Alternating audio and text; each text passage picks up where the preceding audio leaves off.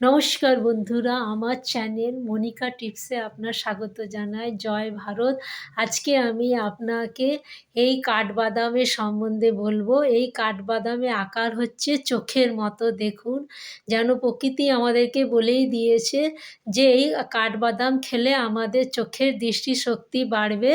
সেই জন্য কী করবেন, কাল থেকেই কাঠবাদাম খাওয়া শুরু করুন। 6টা কাঠবাদাম প্রতিদিন কাচের পাত্রের মধ্যে ভিজিয়ে দিবেন এবং সকালে উঠে জলটা ফেলে দিবেন, ছালটি ছুলে ভালো করে চিবিয়ে খাবেন। আরেক প্রকারেও আপনি এই কাঠবাদাম খেতে পারেন, সেটা হচ্ছে 100 কাঠবাদাম নেবেন, আর 100 মৌরি নেবেন, আর 20 গ্রাম গোলমরিচ নেবেন।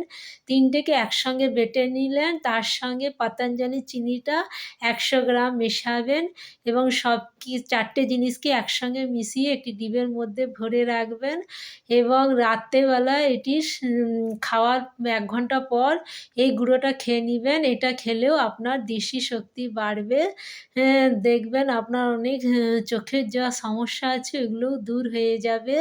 আমি এটি প্রায় করে থাকি, তাই জন্য আমার অনেক আগের থেকে চোখের দৃষ্টিশক্তিও বেড়েছে ও চোখের সমস্যাও দূর হয়ে গেছে। তাহলে এই বলে এখানেই ভিডিওটি শেষ করলাম।